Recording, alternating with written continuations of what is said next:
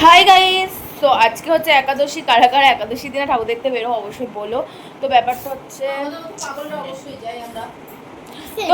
হচ্ছে এখন বাজে রাত 11টা। আমরা রাতের ডিনার করে নিয়েছি সবাই। আর এদিকে দেখো, আমার এদিকে এসো, সবাই খুব সুন্দর করে সেজে গুজে নিয়েছি।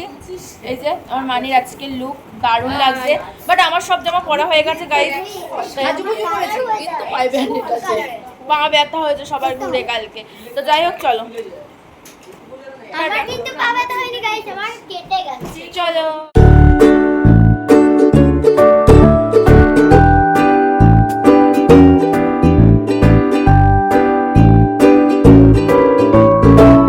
আমরা এখন বেরোবো, আর এখন শুরু হয়েছে বৃষ্টি। মানে কি বল, সত্যি তাই, ভালো লাগে না। সারা সন্ধে কিন্তু ঠিকই ছিল, কিন্তু যখনই আমরা রাতে বেরোতে গেলাম অমনি মুষলধারে বৃষ্টি শুরু হলো।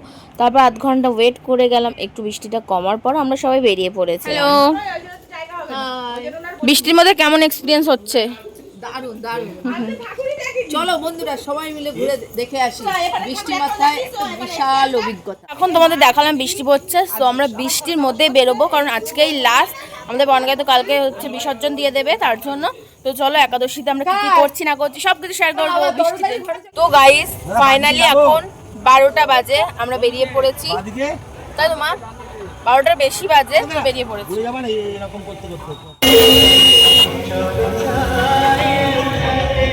আমি তো এই প্যান্ডেলটা দূর থেকে দেখেই ভেবে নিয়েছিলাম এটা হচ্ছে দীঘার জগন্নাথ মন্দির, বাট যখন ভেতরে ঢুকলাম গিয়ে দেখলাম যে না, এটা কোনো একটা শিব মন্দির। কারণ আমি কোনোদিন সামনাসামনি দীঘার জগন্নাথ মন্দির এখনো পর্যন্ত দেখিনি। কোথায় বলতো এটা? এটা হচ্ছে দীঘার জগন্নাথ মন্দির। কোথায় এটা? জগন্নাথ মন্দির তো। ওটাতে পরপর তিনটে বানিয়েছে, আর চারিদিক থেকে ওঠার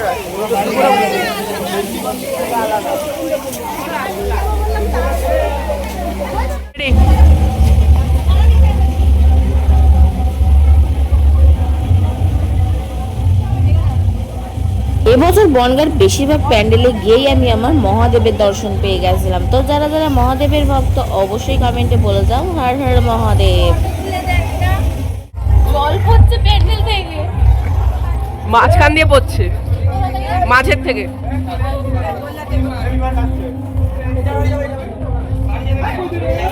ঠাকুরটা কি সুন্দর দাদা।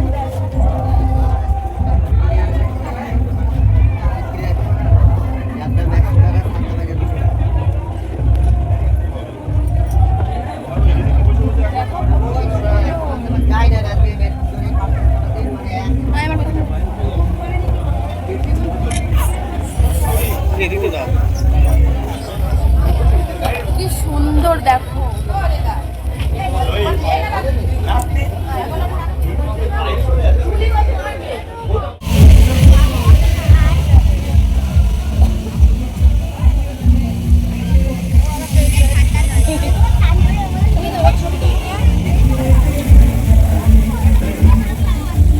কেমন লাগলো প্যান্ডেলটা?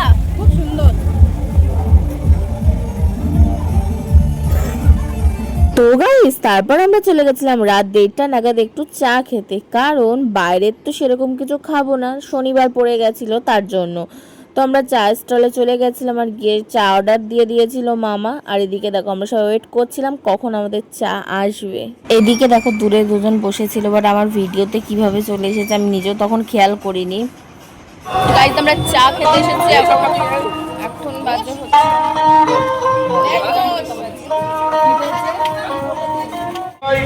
আমাদের কার্নিভালের অনুষ্ঠান শুরু হবে। আমরা বৈকাল 5 ঘটিকায় কার্নিভালের অনুষ্ঠান শুরু করব এবং গ্রামবাসীর বৃন্দের কাছে। ফাইনালি আমরা চা পেয়ে গেছি। কেমন খেতে? চকলেট চা, সাহাটি স্টল। চকলেট চা আমাদের আইসক্রিম। চলো আমরা এখন চা খেয়ে নিই। আমাদের চা চলে এসেছে, ছপিরও উঠছে। আমরা খাচ্ছি আইসক্রিম, আমি আর আমার বোন। বন্ধ কর। হ্যাঁ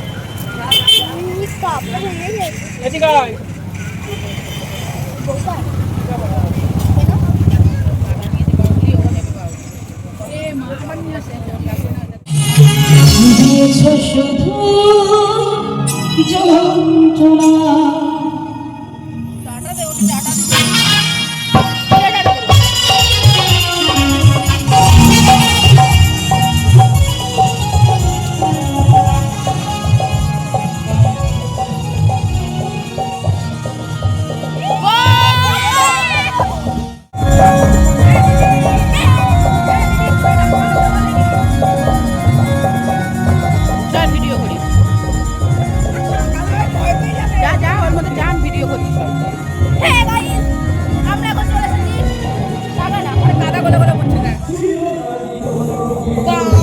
বাবারে এরকম ভিডিও করি।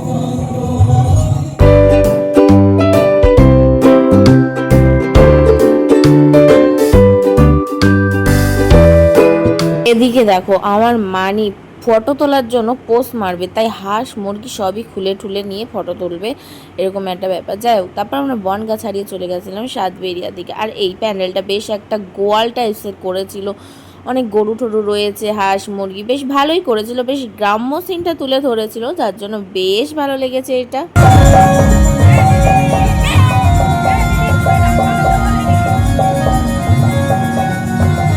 ভিডিও করি।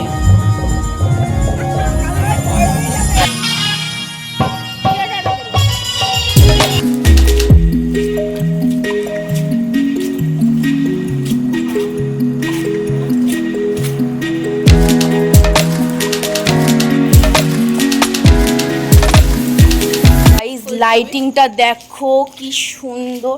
আমরা তো আগে একবার এসেছিলাম দশমীর দিন, আবারও চলে এসেছি, কারণ মানিরা কেউ দেখেনি, তার জন্য এই প্যান্ডেলে নিয়ে চলে এসেছি। প্যান্ডেলটা তো দারুণ হয়েছে, তার সাথে লাইটিংটাও দারুণ। তো চলো,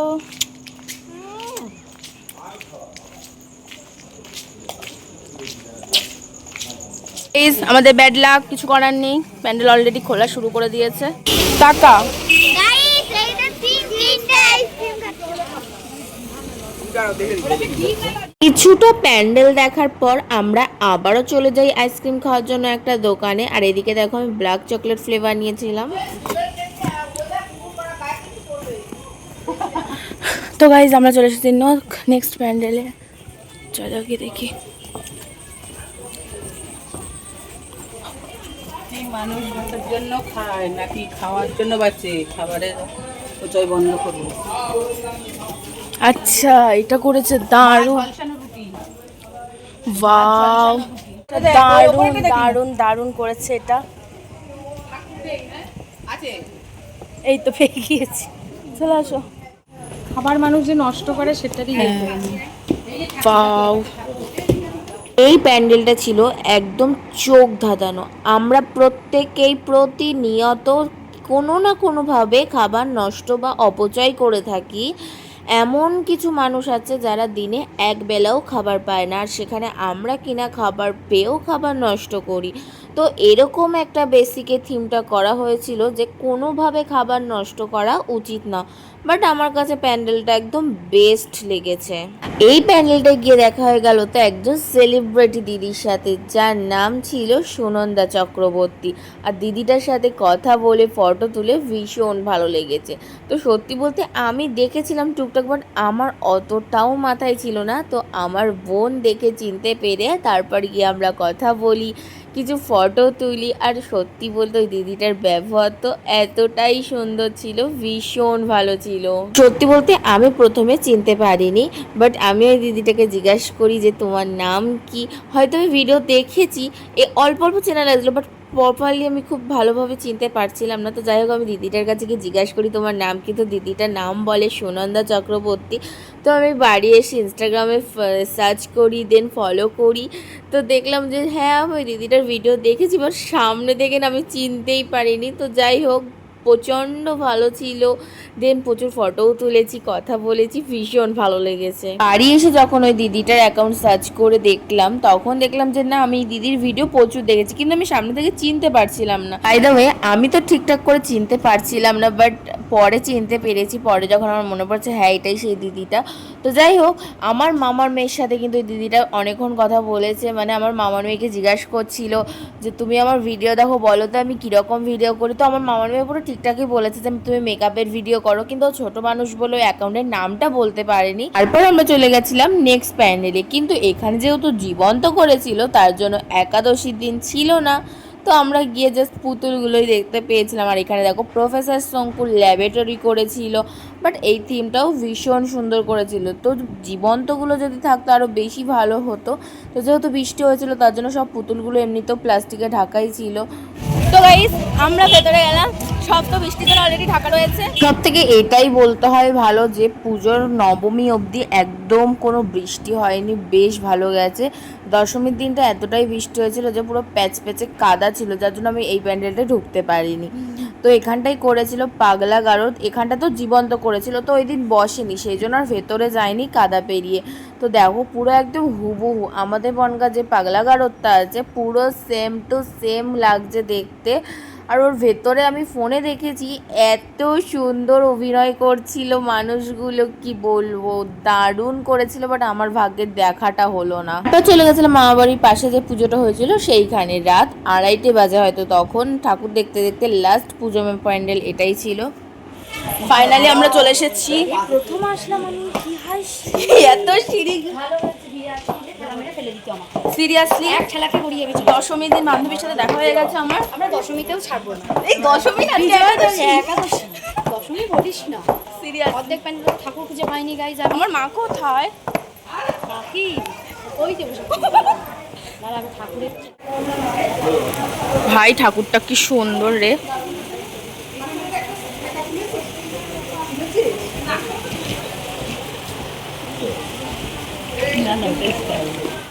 ফাইনালি লাস্ট প্যান্ডেল দেখা হয়ে গেছে আমাদের।